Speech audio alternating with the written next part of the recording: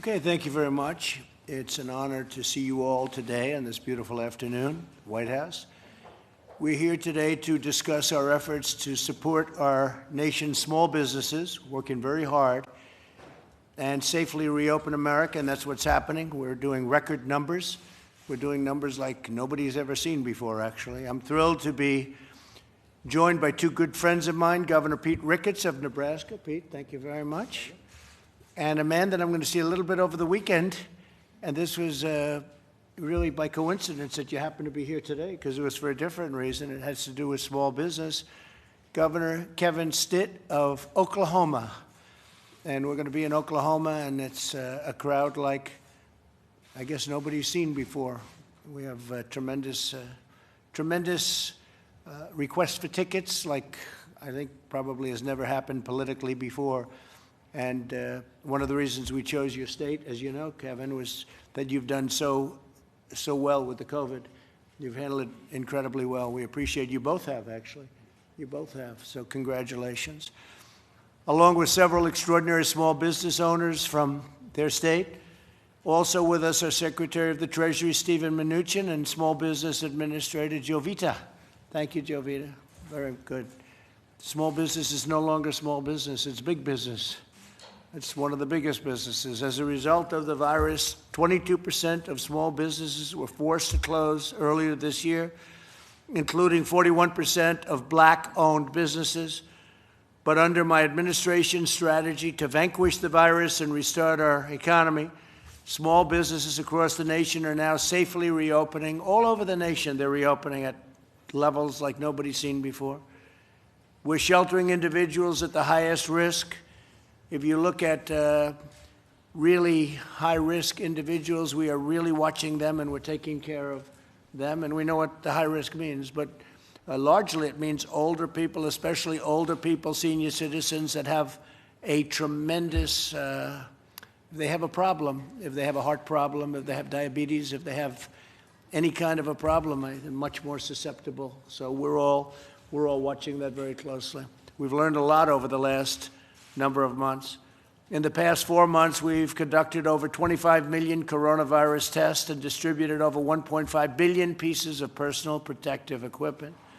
America is better supplied and more prepared to re-enter than, I would say, just about any other place.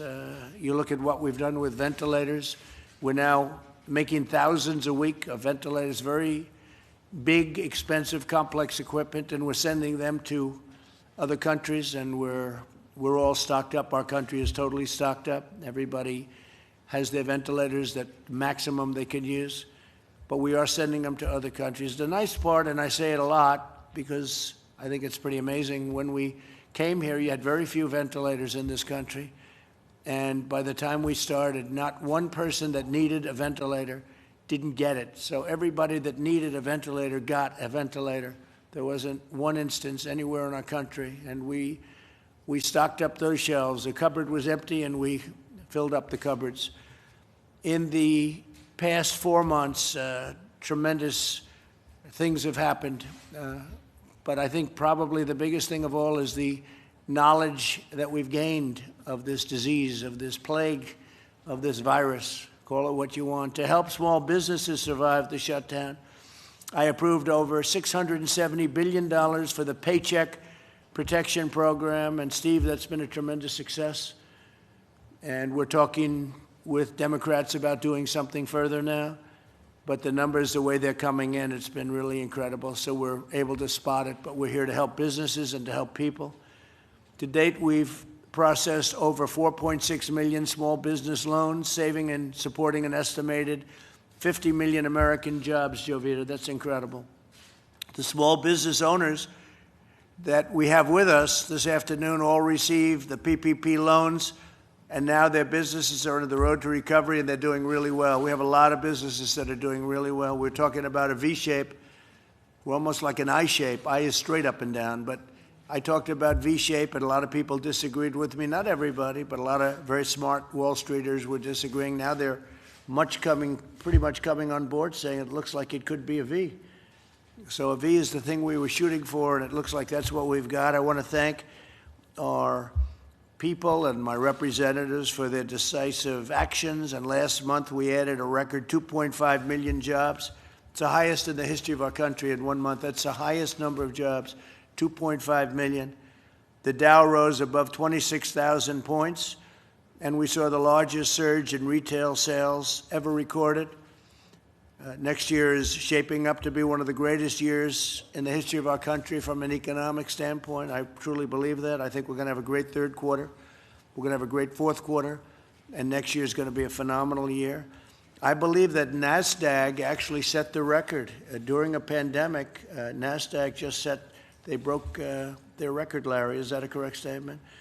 So it was higher than even before. It's an amazing achievement. After I was elected president, our country added more than 7 million jobs, 12,000 factories, and trillions of dollars of wealth. We created nearly 9,000 opportunity zones, and African American, Asian American, and Hispanic American unemployment and poverty reached all-time lows. We had the greatest employment numbers we've ever had, and then we had to turn it off. We saved millions of people by doing it. We did the right thing, and now we're turning it back on, and the numbers are going up much, much faster than anybody would have thought. And it's a great honor to see it. And these two governors, by the way, have done a fantastic job. Two very extraordinary men, Nebraska and Oklahoma. We built the strongest economy the world has ever seen before the virus, and together we're doing it again. So we did it before the virus, we had to turn it off, and now we're doing it again, and that's what's happening. So now I'd like to, maybe we'll start off with Governor Ricketts, and then we'll get to my friend over here. I'll be seeing so much of you in the next couple of days. I'll take you second. Okay, thank you very much. Please. Well, thank you very much, Mr. President, and to all of your team here. We really appreciate your effort, your leadership, and that of your teams to be able to help us through this pandemic and really give us the tools to be able to manage it. The PPP program you mentioned has been tremendously successful in Nebraska because of the great relationships our community bankers have with our small businesses. We were able to take advantage of that and really cover over 80% of our payroll. So it really was a fantastic way to be able to keep people working. We had the third lowest unemployment rate in April, and we want to keep people in their jobs. We really appreciate all the work you're doing. And we've, you may recall we were one of the few states that didn't issue a stay-at-home order or a shelter-in-place order. What we did is try to take common steps and ask people to take responsibility, to be able to follow the directives that you all were putting out with regard to avoiding large groups, washing their hands, that sort of thing, and making sure they keep 6 feet in distance in public, that sort of thing. And by doing that and targeting specific higher risk businesses that we asked to shut down for a shorter period of time, we were able to stem the tide of the virus. We've actually got the lowest hospitalizations in our state right now we had since the end of April. So it's got a nice bell-shaped curve where it went up and now it's come back down.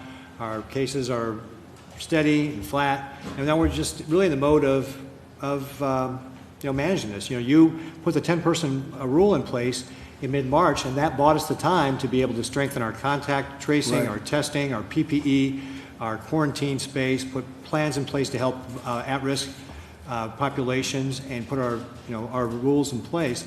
And that's what gave us the opportunity to be able to manage it. So we really appreciate all that you've done, Mr. President. Thank you. Well, you've done great, and thank you very much. And how did you do with your floods? Because you had tremendous floods. We're still actually recovering from the floods from last year. So we got kind of the double whammy. Agriculture in particular has really taken a heavy hit between what happened then, last year with the flooding, and then the pandemic this year.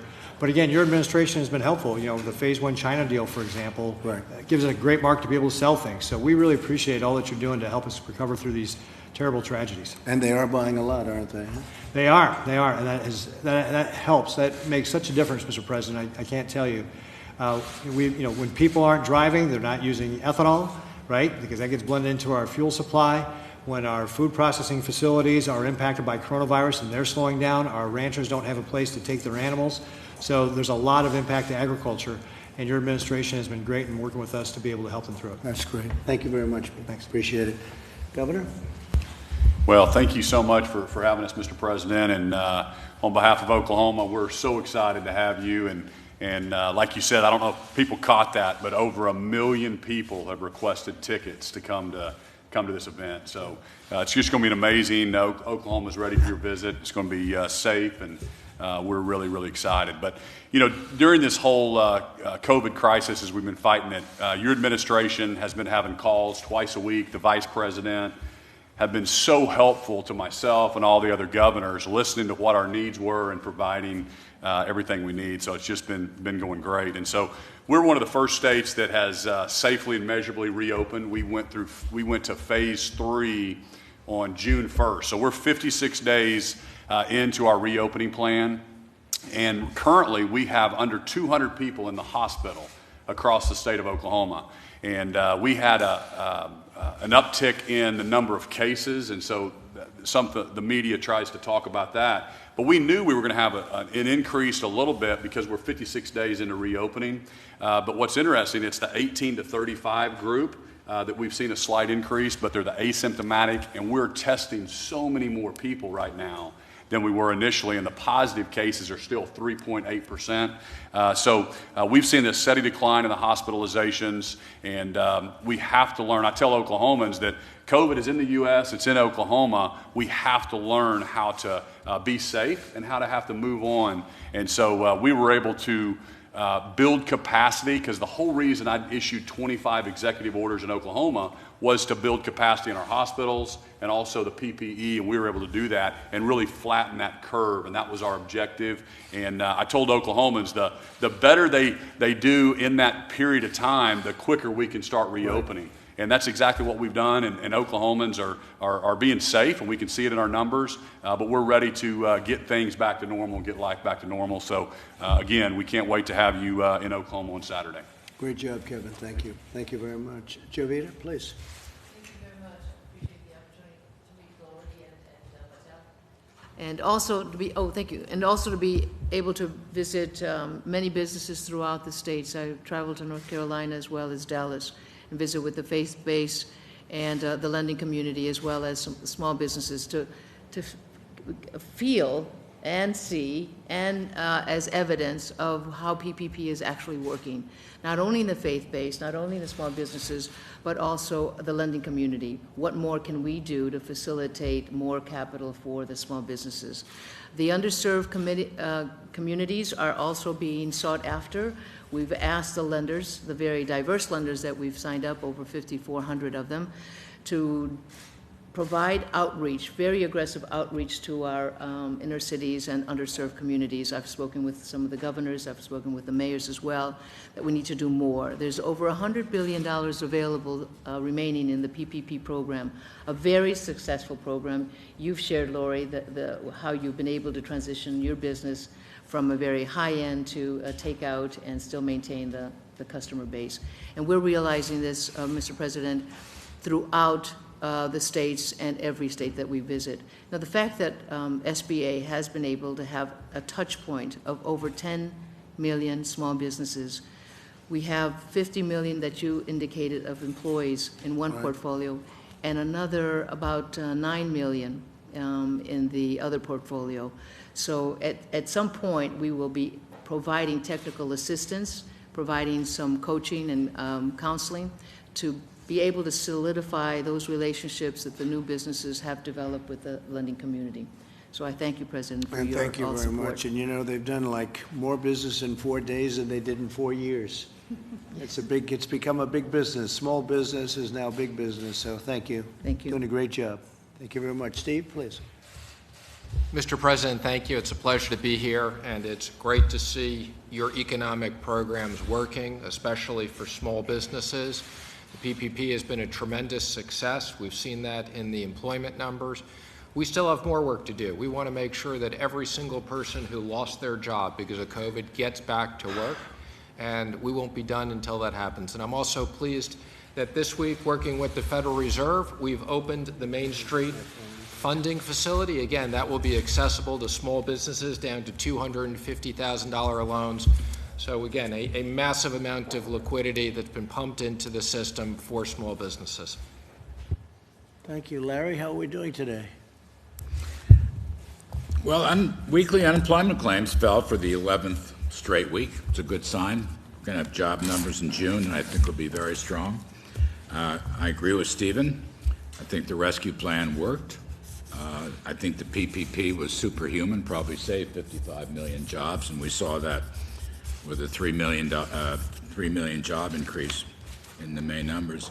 I compile my list of green shoots, sir. We've got Apple Mobility for traveling almost back to its pre-pandemic high. Home builder demand and confidence is very, very strong. Automobiles, car sales are moving from 8.6 million to 12.2 million as the factories reopen. As you noted, the retail sales number was a spectacular 18%. Michigan consumer expectations, very strong today. NFIB Optimism Index, expect economy to improve, a record jump. Expect economy to improve, a record jump. And manufacturing, the Philly Fed and the New York Fed, future activity indexes are off the charts. If I play reference to the Congressional Budget Office, if we get a 20% increase in Q3, which I think is quite possible, 20% increase in Q4, and a 5% increase in Q1 2021, we will be back to where we were in 2019. We will have made up for the lost ground. Amazing. It's not going to take That's 5 amazing. years. We will have made it up with some decent numbers by the first quarter of 2021. That's called a super V, right? Super V. I like the eyes scenario. It's called a V. It's called a V plus. Well, that's where we're headed. But we were headed to great things, and then we got hit by the Chinese plague. So that happens too, and things happen that you don't expect sometimes. So, but we built it once. We're now building it again, and it's going to be even more successful, in my opinion. Kaylee, please. Yes, Mr. President. I would just note that the V is indeed an I, and you've described this economy like a rocket ship previously, and I think the numbers you laid out are worth reemphasizing because it's exactly that. 2.5 million jobs added, blowing past expectations. You had the experts off by about 10 million jobs. That's quite an extraordinary number to be off by. Also, the Dow above 26,000 points. You mentioned the NASDAQ setting the record. 7 million jobs, 9,000 opportunity zones. You're the jobs president. You did this once. You brought 7 million jobs, and quite clearly what the markets are saying is they have faith that you are the jobs president that will do this again. So most people have never built a positive economy. We're going to do it twice, and the second time is going to be better than the first, I think, Steve. We have a shot at it, right? Okay, please, go ahead. Yes, I'm Anthony Goins, and I'm honored to be here, Mr. President, representing the state of Nebraska. We were really focused on three things in terms of making sure that our economy stayed on track. And first, it was stabilization. So the PPP, the idle loan, gave us the liquidity injection that we needed to help us out. Debt servicing, our community banks work very closely with the small businesses to defer payments. And then we move into recovery. And when we talk about recovery, the $1.08 billion that we've received from the Treasury has been a huge help. We've broken it down into 4 programs: small business stabilization, rural broadband. We're giving $1 million for Gallup, and then we're also looking at taking workers that are in industries that are shrinking and retraining them in high-demand industries so we can put Nebraskans back to work in the right areas. Well, you mentioned rural broadband, and we're doing that very big for the Middle West and for our farmers, and that's a very big factor. And as you know, we've started the process already. Yes. And I think you're going to be very happy with that.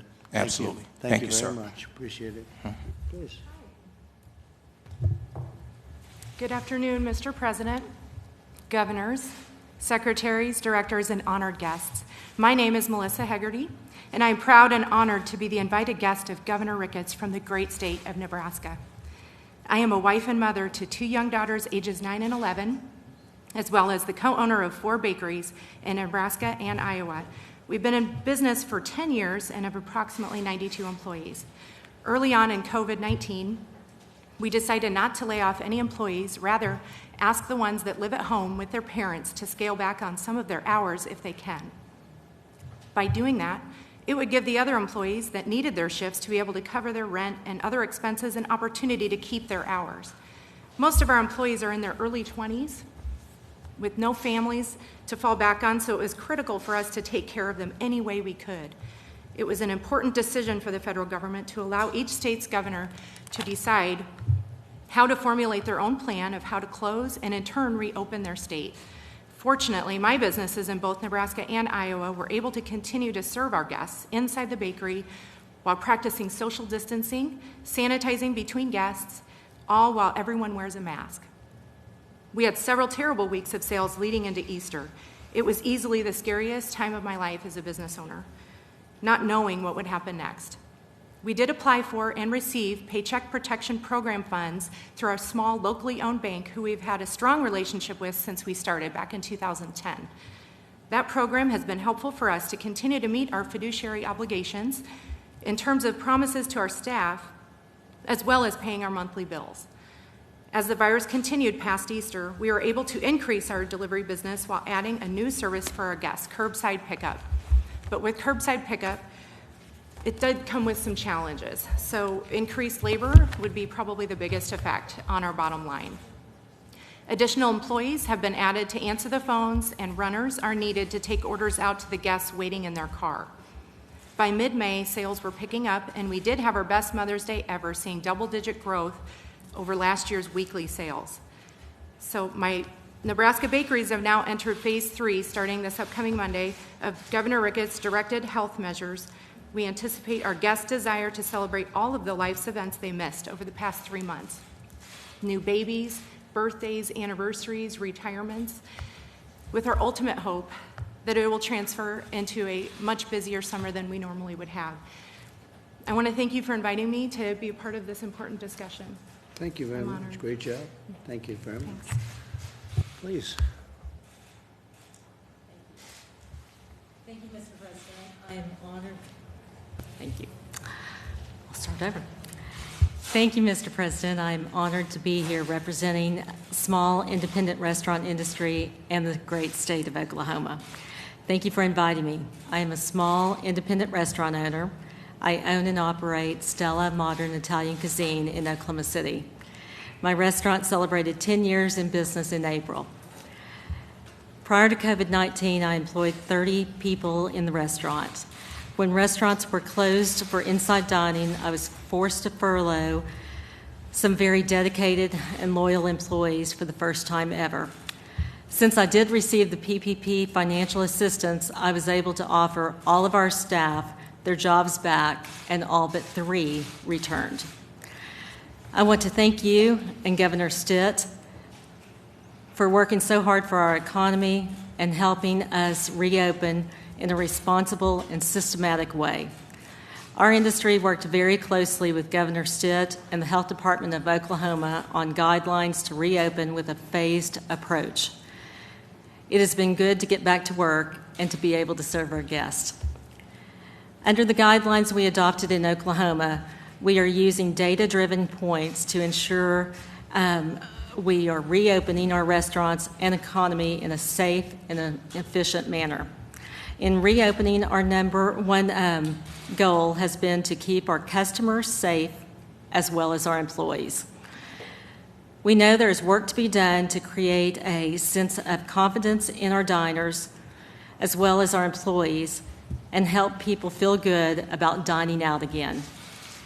We are diligently following all the guidelines on using PPE for our employees, doubling our sanitation practice, and encouraging our customers to follow the suggested guidelines for social distancing. Restaurants have always had outstanding protocol in place for safely preparing food and serving our customers in a safe manner. As you're aware, the restaurant industry has suffered greatly during this unprecedented time. Our job loss and lost sales has been overwhelming. So I want to thank you for working so hard for our economy and signing into a law, the CARES Act, which provides PPP forgivable loans to help our industry and our economy at large get back to work.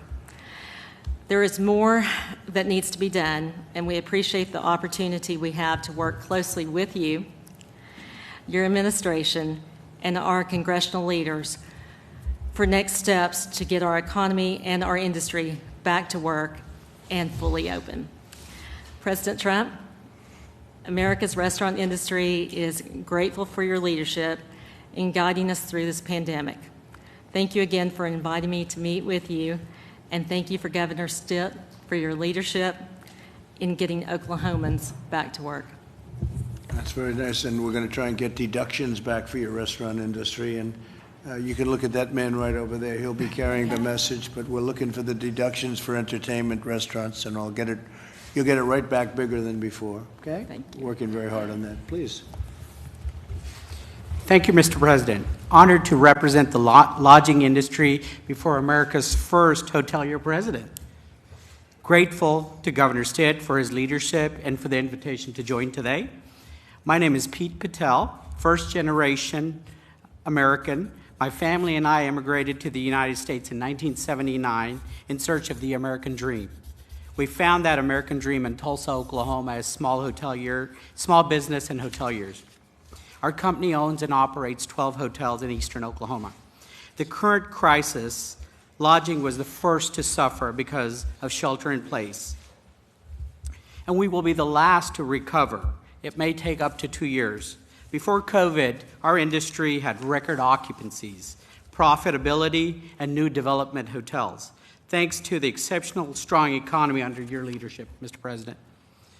Because of COVID, occupancy dropped to 20% nationally, revenues fell by 50%, and 70% of all hotel employees were either laid off or furloughed. For the first time in my career, we were forced to lay off employees, and that was the most gut-wrenching experience that we've had. The Payroll Protection Program was a lifeline to our industry to help America's small businesses and our employees. The best thing for our business is that our economy opens. Grateful to Oklahoma Governor for his systematic, data-driven approach to leading our state back to opening. Currently, our occupancies have picked up a bit, but we still have a long ways to go as an industry as well as our market. The hospitality industry as a whole, as stated, are reopening hotels in a safe and healthy manner. The industry has implemented what's called safe stay standards, sanitization, PPE use, social distancing, things like limiting buffets, and using grab-and-go prepackaged items. Swimming pools and gyms are limited with appointments for use. Guests and employees are only safe as how we make the properties, and the hotel industry has done a great job in adapting ways to make sure all of our employees and guests are safe.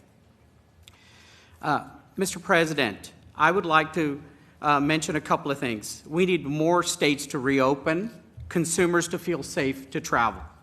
Industry will need additional resources to help pay our bills.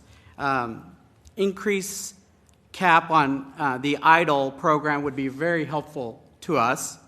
And we need pressure relief from our local banks who may be stressed in these times coming up that have hospitality loans. We will need help from the Federal Reserve and FDIC on those two things.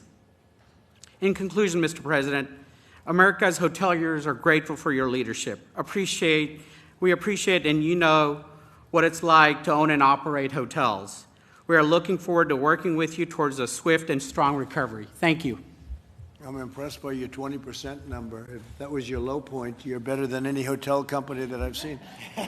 We had Hilton, and they were at 1%, right? And we had all of the big ones, and they were from 1 to 4 or 5%. So if you're at 20%, congratulations. That's pretty good.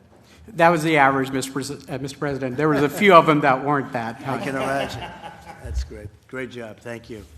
Mr. President, thank you. As your domestic policy chief, what an honor it is to have all of these small business owners here at the White House. I'm reminded that just yesterday, Mr. President, we had veterans in. The day before, we were doing policing reform in the Rose Garden. The day before that, we were talking about seniors and taking care of our elderly and fraud. everything you do, every day, every minute, is how to do the most for all Americans. And the small business, this is the backbone of our country. I'm from a town of 1,200 people, Glen Rose, Texas, an hour south of Dallas, raised by a single mom who had a flower shop on the main street of Glen Rose. Small business truly is the American dream at its very, very best. And the work that Secretary Mnuchin, that Administrator Carranza are doing for this country is extraordinary, but it's executing your vision. And so bringing today these small business owners to the White House, talking about how we're going to not just get this country back where we were just a couple months ago before the pandemic from China hit, but to even greater heights than ever before. It's just an honor to be here, and I want to welcome and thank everyone for coming to the White House, and thank you, Mr. President, for your leadership. Thank you for doing a great job. Thank you. Thank you very much. Okay, thank you all very much. Mr. President, Mr. President, the White House had this book for 6 months. Press, we're going. Why did you guys not try to block this sooner? Let's go, press. Why do you keep hiring people that you believe are wackos and liars? Patsy, let's go, please. No worries.